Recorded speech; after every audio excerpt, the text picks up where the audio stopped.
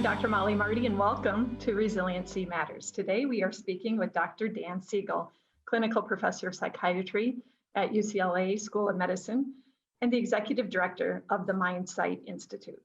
I have heard Dan's books be referred to as the Bible of parenting, child development, personal transformation, as well as a deep dive into neuroscience. So I'm really excited for this conversation today. Welcome, Dan. Thank you, Molly. Thanks for having me. So I am a big fan, as you know, of your approach of studying across disciplines and areas of science. I also resonate with you creating words as part of creating a narrative of thriving and taking us into new directions for humanity. So let's start with Mindsight. What is that and why does it matter? Well, Mindsight is a word that means seeing the mind. And it matters because for parenting, when parents sense the feelings and perspective, the thoughts, the meanings, the point of view, the stories, the memories, all that we put under the word mind, when they actually are interested in those and focus attention on those aspects of a child's experience, the mental side, the inner side, rather than just managing the outward behavior, then children thrive. So the word is a word that's really useful for parenting. It's a word I made up when I was in medical school in the 1970s, and my professors treated their patients and even their students as if we were just bags of chemicals, and would come up with a diagnosis, for example, telling someone they were dying and then walk away. And it felt so, like something was missing, so wrong, that I dropped out of school, came back to California from Boston where I was in school, and really thought about it. And when I decided to go back to school, to the same school, a research school, I had to make up some strategy so I didn't lose my mind. So I made up the word mindsight back then for this perceptual ability we have that some really smart people, like my professors of medicine, either didn't have or didn't use. In either case, it was harmful to the people they were in relationships with. And so that helped me get through medical school. But then when I went into pediatrics and then ultimately child and adolescent psychiatry and research and attachment, it became a guiding light for trying to ask the question, why does Mindsight provide a pathway to health? Really great to get more of the background on the creation of that word. Another term you use quite frequently is integration. What do you mean by this, and how can people begin to practice integration? Exactly. So, in that journey that we're talking about, when I became the person in charge of all child and adolescent therapy for UCLA, for people being in training in psychology, psychiatry, at the psychiatry department, and social work and other areas of child mental health, I wanted to provide insight into how we actually use our minds to develop well-being. What is mental health? And in the course of doing that, it's a long story, but the short version is a fundamental process where you differentiate aspects, like in a family, you allow the different family members to be different, honoring differences. Let's just call that differentiation.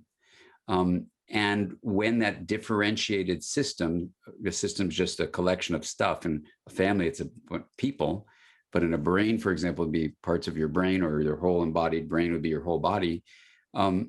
That system can have differentiated parts. And then when they become linked without losing their unique nature, that balance of linking differentiated parts, I just use the word integration for that. Other people use integration differently, but that's how, when I use it, I'm talking about the balance of differentiation on one hand, linkage on the other.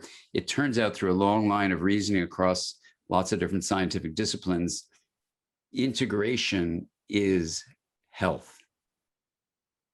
And whether you look at the individual in their body, or a couple, like in a romantic relationship, or a family, like parents raising children, or secure attachment is based on integrative communication. We can talk about that. Looking at a school, a classroom, a school, a community, a whole nation, and even the planet we live on. When integration is unfolding, you get harmony. When integration is impaired by blocking either differentiation, linkage, or both, you get chaos or rigidity. And suddenly the entire psychiatric system became clear. And this was when I was becoming a training director. And I went, oh, I see. What my job to do is to teach these young therapists how to be integrationists, because that's how we cultivate well-being. I love that as it's a noun, but it's really a verb, right? To become an integrationist, the Exactly. practice. And so we received some great questions from viewers, and I'm going to dive into those. I could talk to you all day, as you know, but you have written a lot of books, and so some of the questions start there. This is written by a parent of young adults who is also a teacher. And she said, if a parent could read only one of your books, which would you choose and why? And then the same question for a teacher. Right. Well, like a parent with lots of children, you always want to not play favorites. So it's a challenging question, but I appreciate the question. And of course, we're very busy. So it's a really good question to ask, like, which one should I read? So, I wrote with my daughter's preschool director a book years ago that still holds up. Every word of it, I still stand behind in terms of the science. Even though my dear colleague, Mary Hartzell, has passed away, we wrote a book called Parenting from the Inside Out. So if the first part of the question was for a parent, which would be the one book either to read or the one book to start with anyway. And I would never have written any of the 5 other parenting books I've written if it wasn't for having written Parenting from the Inside Out. So that absolutely, that's what I would say. And, I have a follow-up. I would then read The Whole Brain Child or The Power of Showing Up, which I wrote with my colleague and former student, Tina Payne Bryson. For the teacher part of the question, I would ask the teacher what she or he or they are, really interested in. So if you're looking for like, what do I do as a teacher? I'd probably recommend a book that I misnamed called The Mindful Therapist. It should have been like The Mindful Professional or even just The Mindful Person. But anyway, I called it The Mindful Therapist. But that would be really good to do as a teacher if you want to know about your own inner experience. If you're more like, I want to know the science of development, then I'd read a textbook that I wrote, and that's now in its 3rd edition, called The Developing Mind: How Relationships in the Brain Interact to Shape Who We Are. That would be kind of the comprehensive graduate school textbook for a teacher interested in really making their knowledge base be based on scientific studies that are all referenced and stuff. The Developing Mind would be the way to go. It's not an easy book. It's not like the others written for the public. It accepts what it is. It's a graduate school textbook. It doesn't make apologies for that. So for any of you who've been in graduate school, I basically never recommend it as regular reading for parents unless they're really interested in the science. Every parenting book I've written, every single one, is based on the research I've reviewed in whatever version of the Developing Mind is the latest one. So when Tina Payne Bryson and I write books together, it's always drawing on the Developing Mind. When Mary Hartzell and I wrote Parenting from the Inside Out, it was drawn on the Developing Mind. So that's like the mothership, and all the others are like outgoing, pioneering vessels to go from that. And that's true in my other books too. And we'll talk about some specific applications from some of your other books. I really love this question. Communicating to children that they are loved no matter what, they matter always and forever, and that as a parent, you will always listen to them without judgment, is so important to children and adolescents, and even grown children. How can parents best get that message across to their children? I understand that we need to show it in our actions and how we live our lives, yes, but what mindset can help parents in nurturing this effectively? Yeah, that's such a beautiful question. Thank you for all these questions. And for this question, I'll say a really simple word and we can unpack it. But the word is presence. That there's a book I wrote called Aware, the art and science, or science and art of presence. And in that book, you'll see why I just choose that one word to respond to this question. But to summarize that whole book, it would be basically you yourself can cultivate presence. It's not like, oh, some people have it, some people don't. You can actually cultivate it if you do the steps of practice. You know, there are lots of ways of doing it. In this book, it takes one particular approach called the wheel of awareness, and it allows you to develop presence, basically. And the book both teaches you the practice of the wheel of awareness, and it shows you the science behind the art. So like when I do the wheel every day, I did the wheel this morning. My son took me out for like a pre-Father's Day hike this morning. We went with one of his best friends, and, you know, I have a kind of a fatherly relationship with him. And it was absolutely beautiful. And to have these two sons with me. And, you know, I had done the wheel this morning.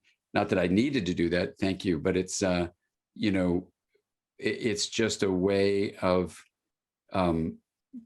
starting the day from a place of presence, which has three features to it. It has connection, it has open awareness, and it has love, which is another use of the word COAL. I've used it other ways too. I'm an acronym nut, so please excuse me. But connected is, you know, you can feel connected to people and the planet. Open awareness is this receptive state without judgment, where you're just showing up to be there. And love is this incredible kind regard to your inner life and your interlife, which is basically where you don't see, I don't see these two young men as others.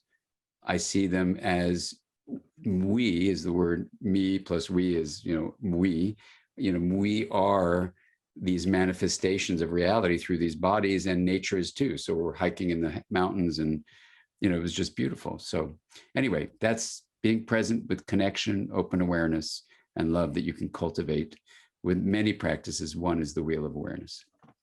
Excellent. I love your acronyms, even your cheesy ones. So you're making the point, I think, in your answers that, you know, resilient kids are cultivated by resilient adults.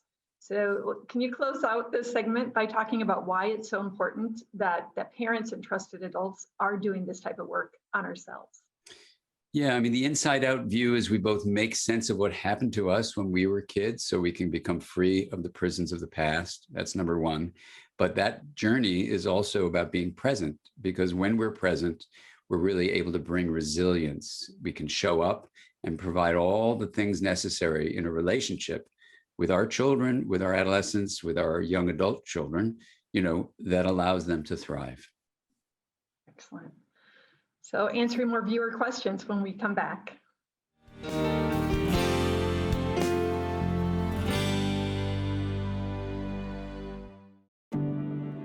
Today, more than ever, you need fast, reliable internet. At MediaCom, we want you to know you can count on us. Our fiber-powered 100% gigabit technology network was built for the future. We have enormous capacity and power, and 99.99% network reliability. So even though these are uncertain times, we're prepared, and you can be certain we'll keep your world connected. Have you heard about social distancing? This is very serious. We have to stay home. Not just to protect yourself, but to protect others. You don't want to spread the coronavirus in your community. Stay at least 6 feet away from other people. 2, arm's length. Staying home helps lower the risk for everyone. Protect your life, protect your loved ones, and protect the world. Just because you're at home doesn't mean that we can't be alone together. Together.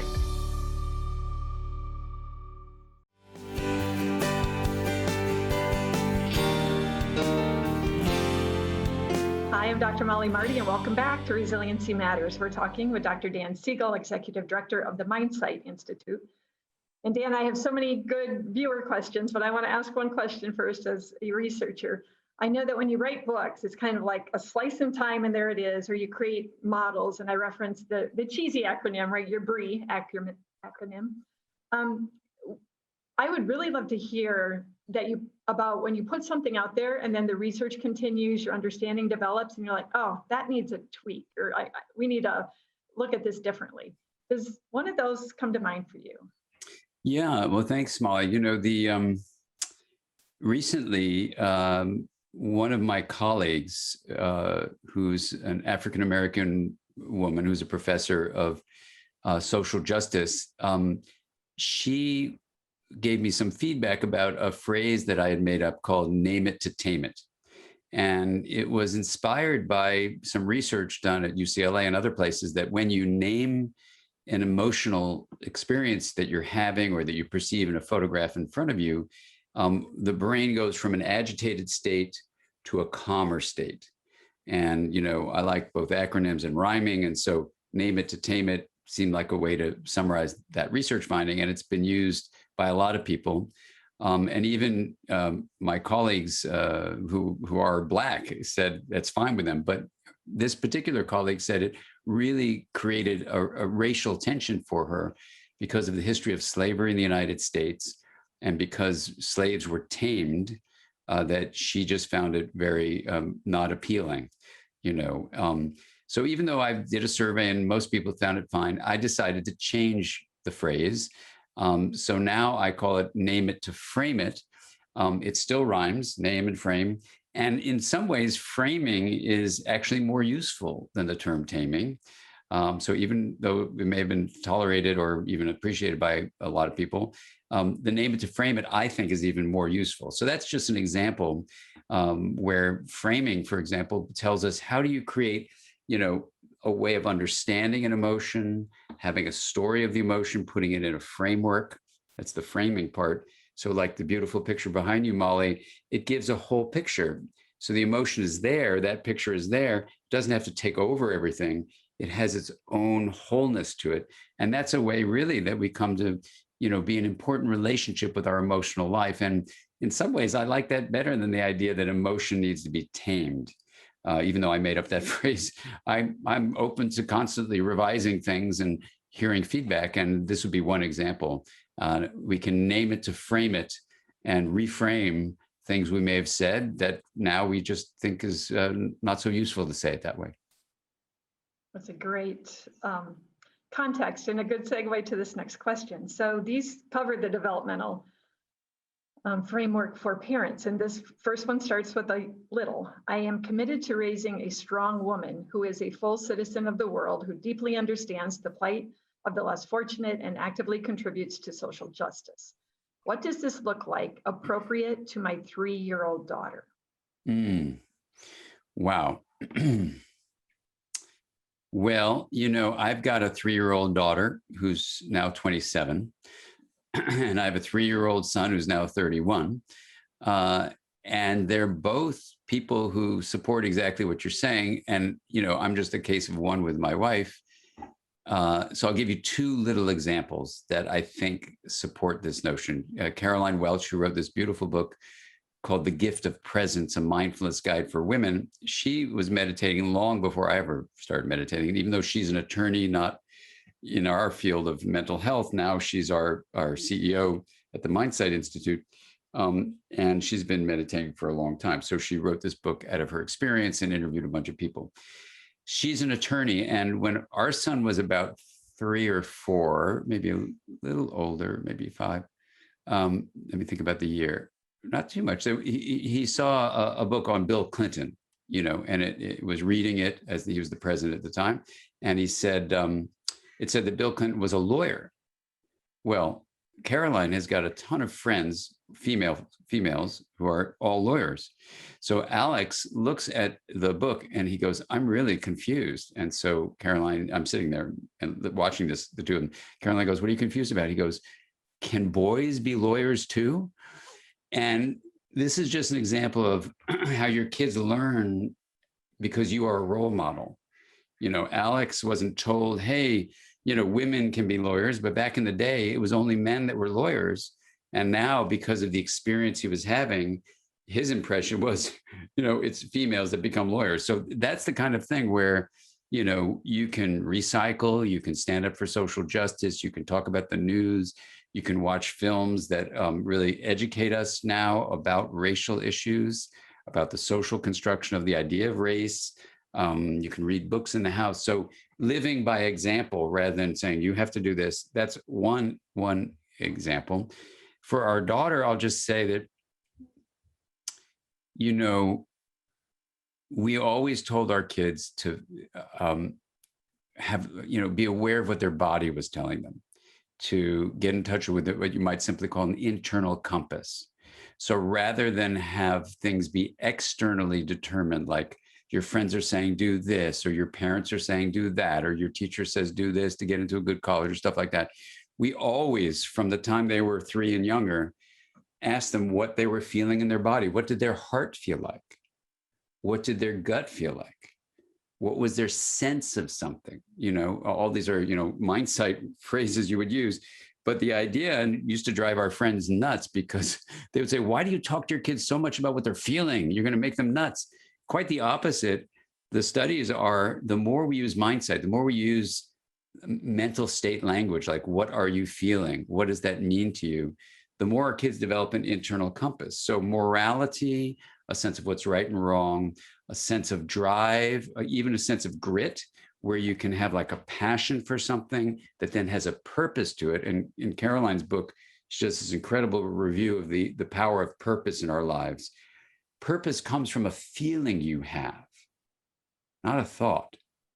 And then, yes, through thinking, you can say, like our daughter did in high school, God, I'm really loving this environmental science class I'm having. And I only took it because I'm on the volleyball team, and the class I wanted to take, which was psychology, because I'm in that field, you know, I couldn't get in because of the practice times for volleyball. So I'll take environmental science. I don't know what that is. She fell in love with the teacher, fell in love with the topic, fell in love with the planet, started doing nature leadership courses, NOLS and stuff like that, Nature Outdoor Leadership Service or something, whatever it stands for. She decided to major that in college. She just finished her master's degree in environmental science, and now she's in her doctoral program. And now she's hiking the Appalachian Trail, 2,200 miles from Georgia to Maine, as a part of her love of the planet. Well, this isn't anything anyone told her to do. She's following an internal compass that when the trail gets hard, literally hard, and rocky, literally, I'm not even using that as a metaphor, she sticks to it. And, you know, I could probably show you she probably wouldn't want me to do it, but, you know, she just passed the 1,200 mile mark, you know, and you should see the smile on her face. It's a private picture, so I really shouldn't share it, but I can share the idea of it. You know, when you see the pride on her face, and she says, down to triple digits for the countdown to Mount Katahdin in Maine, right? So now it's just 999 miles left, just, right? So all of that is an internal compass. It's giving your kids a way where, in all the face of social media and social pressures and all the messages that they're getting, even from you, you're giving them the gift of awareness of literally their heart and their gut. And I'm not just using that as a metaphor. There are neural networks around the heart and the gut that are basically like our first and second brains. And this one in the head is the third brain, Antonio Damasio would say. Yet in school, we mostly learn, and even in families, we mostly talk about our head brain. We call it the brain because it's the only one that can name things. So, you know, we need to be champions for this internal compass that involves feeling where your heart is at. Or if you just go to Alex Siegel on Spotify, you'll hear someone who could have become a scientist, a physician. He could have done anything, and he chose to be a professional musician. Why? Because his internal compass let him have access to the skill he has as a musician. And everything you'll hear on his music, he does everything, every instrument, every voice. He records it, he mixes it, and he puts it out. It's all him. He also has bands where he does things live. But so you'll hear that in his music. And whether it's someone getting a doctoral degree or someone following a way to bring art and beauty into the world with truth, you know, they're both on their pursuit, I think, to do just what this questioner is asking about, you know. And I was just spending the day with Joanna Macy. And if you're not aware of Joanna, you should definitely read her stuff. And it's public. She just turned 92. And Joanna has written some beautiful books, but one is called World as Self, World as Lover, and another is called Active Hope. And, Joanna would say, I think the same thing, to let people feel their inner world so they can realize the interworld is, really where it's at. This is where the word we helps you know that social justice, environmental protection, all those things are about realizing we are more than just our skin encased bodies. We are deeply intra-connected with the world. Beautiful. So the next question refers to Brainstorm in your essence elements. And our viewer writes, our child started his teen years just prior to lockdown and school closures. It feels like a wet blanket has been thrown over his essence and the tiny embers of independence we were seeing. How can we best support a 14-year-old who is just finding his way onto the independence, interdependence dance floor when the pandemic hit and has lost his sense of adventure and eagerness to try new things and more independent activities? Yeah. I wrote Brainstorm for just such a person, for an adolescent. Now, adults can read it too, but, I didn't see any books out there that really captured the truth about adolescence that in a way that would be helpful for them. So that's why I wrote Brainstorm. And in writing it, what has been so rewarding is when adolescents read it themselves. And I would suggest, in terms of this person asking the really important question, I would get that book for him, or it's a him, I think, right? A son. And I would also read it, and I did the audiobook, you could listen to it together. And I would really reflect on some of those things, because the pandemic in different parts of the world, it's more active than ever. In the United States, it's kind of closing down. Here in California, we just opened up yesterday or 2 days ago. And so what I would do is put it all out into conversation, see challenges as opportunities, see this moment of disruption as a window into maybe thinking about how things could be in a different way, because his needs can be met. They'll be met in a different way than maybe you thought. But having connections with his parents are important as he does find this way towards independence. And knowing about all these things, if you go through the pages of Brainstorm, you'll see it'll be a guide that will both deepen your connection with him, but also allow him to understand the kinds of things that are his opportunities in the face of these challenges. Thank you so much. These mile markers, guideposts are all changing around us through the pandemic for these parents. So we will put up links to your websites, drdansiegel.com and mindsightinstitute.com. Thank you so much for joining us today, and to you viewers for joining us on MediaCom NC22, your local programming leader.